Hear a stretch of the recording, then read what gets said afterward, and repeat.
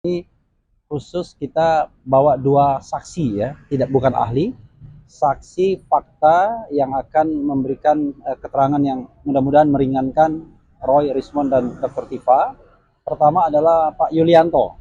Pak Yulianto ini adalah mantan komisioner KIP DKI, jadi Komisi Informasi DKI ketuanya. Pada tahun 2012 beliau mengetahui informasi soal ijazah Jokowi yang diberitahukan oleh tim sukses Jokowi pada waktu itu, yang menceritakan kok fotonya berbeda. Ini Pak Yulianto, ya. Beliau juga aktivis GMNI, ya, dan juga barangkali pendukung Jokowi. Ya, walaupun secara etik tidak boleh mendukung, tetapi secara sosiologis politik ya, kalau GMNI kan kita tahu arah politiknya pada waktu itu. Nah, yang kedua yang akan kita hadirkan adalah wartawan senior ya, Edi Mulyadi itu temannya ya, Edi Mulyadi yang kita tahu pernah berpengalaman dengan jin buang anak dan sempat nyantren juga ya beberapa bulan gara-gara hanya pernyataan jin buang anak, dan kita tahu bahwa itu adalah pasal-pasal yang anti demokrasi banyak dikenakan pada aktivis. Tetapi yang kita minta dari Bang Edi adalah kehadirannya ke Yogyakarta pada tanggal 15 April 2025. Karena 15 April itulah yang menandai sebenarnya kehadiran Roy, Rismond dan Tifa. Jadi 15 April itu para aktivis TPUA termasuk juga aktivis lainnya termasuk juga RRT itu mendatangi Universitas Gadjah Mada untuk meminta klarifikasi dan data terhadap ijazah dan juga skripsi Joko Widodo. Dilanjutkan pada tanggal 16 ke Solo, tetapi RRT tidak ikut ke sana. Nah, Mas Edi ini jurnalis yang paling awal mewawancarai RRT. Dan pada waktu itu ada pernyataan dari Dr. Tifa misalnya, kalau mereka datang itu untuk melakukan penelitian. Jadi clear bahwa mereka adalah melakukan penelitian, dan memang terbukti Dr. Tifa sampai saat ini masih melakukan penelitian di dua universitas untuk gelar doktoral dia.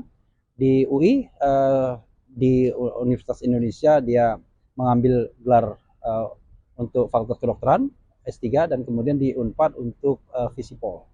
Dan itu bersamaan waktunya. Jadi bisa dibayangkan kan bersamaan waktunya, dan harus selesai Juni atau Juli ini, semester ini, dalam kondisi sebagai tersangka.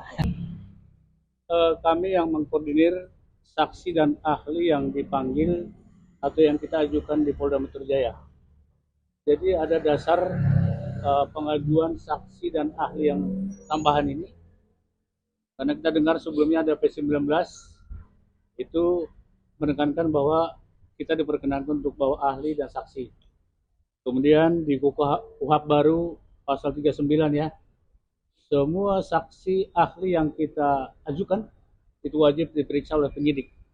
Nah, berdasarkan dua dasar tersebut, akhirnya kita ajukan gelombang kedua.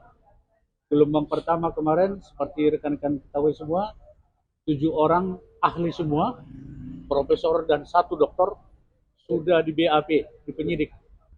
Dan ini masuk gelombang kedua, yaitu hari ini ada 2 orang saksi fakta, dan besok itu ada 2 ahli.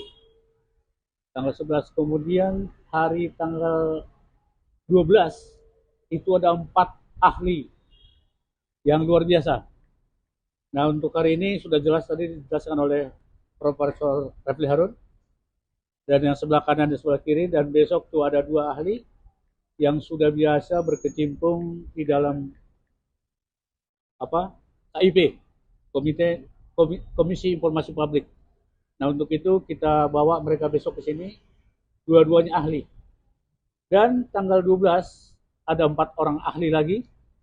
Salah satunya adalah yang kita hormati Komjen Ugroseno.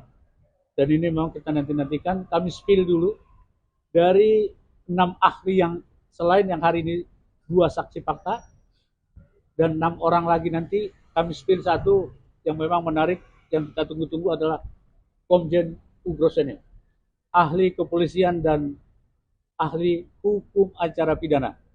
Jadi kita nantikan, dan jangan Anda lupakan itu tanggal 12 ya jadwalnya. Oke. Baik, kalau berkaitan dengan saksi fakta itu sebetulnya berkaitan dengan posisi saya sebagai aktivis GMNI. Waktu itu saya sebagai pengurus di Dewan Pakar Persatuan Alumni GMNI, di mana salah satu tim ofisial daripada PDI Perjuangan dalam konteks pencalonan Gubernur DKI, yaitu Bung Denny Iskandar, itu bercerita kepada saya bahwa beliau itu heran kenapa foto di ijazah Pak Jokowi yang dilegalisir bahasa tersebut berbeda dengan sosoknya Pak Jokowi. Ada kecurigaan yang disampaikan ke saya, dan memang setelah saya lihat secara kasat mata memang beda lah antara sosok Pak Jokowi dengan foto yang ada di ijazah.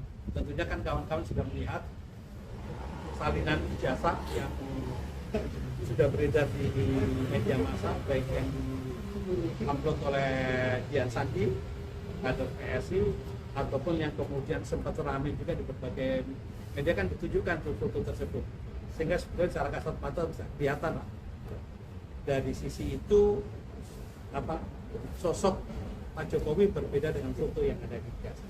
Ya itu yang perlu saya sampaikan juga, ya berkaitan dengan hal itu kan informasi yang saya dapat dari tim official pemilihan Gubernur DKI dari PDI Perjuangan, yaitu Bung Denny Iskandar, di mana kemudian nama anak beliau itu kan disebut juga oleh Dito, 3 nama sebagai tim Jakarta dalam membuat ijazah palsu, yaitu Denny Iskandar, kemudian Indra, dan saya sendiri. Roy maupun Iva mengatakan mereka datang sebagai peneliti, sebagai alumni, sebagai peneliti yang memang datang untuk melihat data-data yang dibutuhkan. Dan di situ mereka mengatakan mereka kecewa karena kalau istilah kata-kata Roy Suryo sebagai pemegang ranking nomor 2 kalau terbuka informasi publik, ternyata UGM tidak memberikan informasi kepadanya. Data-data yang dibutuhkan sama sekali tidak disediakan. Ada sampai 34 atau 24 yang dijadikan tidak ada. Jadi mereka berharap ada di meja untuk dilihat diperiksa, tapi ternyata tidak ada. Dan kata mereka baik di maupun Roy, kadang mereka kecewa sekali, bahkan sempat mau deadlock. Roy mengatakan intensitas meninggi. Kalau teman-teman lihat video saya sempat ada pakai maksudnya apa? Statement tertinggi ya, karena kita paling bantah sehingga kami berencana walk out keluar ruangan. Nah kemudian Roy juga mengatakan mereka datang terkejut begitu masuk, mereka cuma bertiga, ada 5 orang yang diminta untuk bertiga, dan di dalam itu ada 16 orang. 16 orang ini bukan cuma pejabat negara, tapi juga ada orang-orang yang katanya alumni UGM juga, termasuk salah satu namanya itu Prodedio. Oleh Prodedio ini sebetulnya Prodedio itu orang yang sering membela Jokowi. Iya, itu kan begitu. Kata Roy ini sebetulnya tidak fair karena kita hanya beri 5 orang yang terkait betul, sementara mereka bisa datangkan orang sebanyak-banyaknya. Ada 16 orang kata Roy dalam ruangan itu. Ya, nah mereka kecewa dan mau walk out, tapi kemudian di last minute itulah baru skripsi dikeluarkan. Skripsi dikeluarkan oleh kata Roy, Rismon memotong-motong melihat data terus beberapa waktu sebelumnya dia udah lihat dulu mempertimbangkan ada diberikan, tapi waktu itu Rismon memotong-motong dan Roy juga memotong-motong. Kayak disampaikan bahwa katakan saya bawa kamera khusus.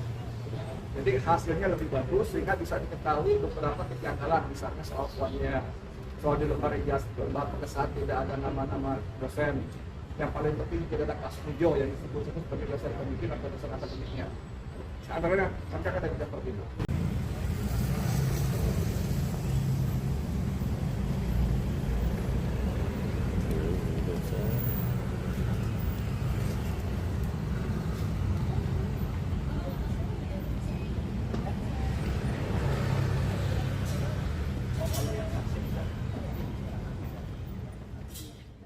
Kecepatan informasi dan akurasi data adalah komitmen kami.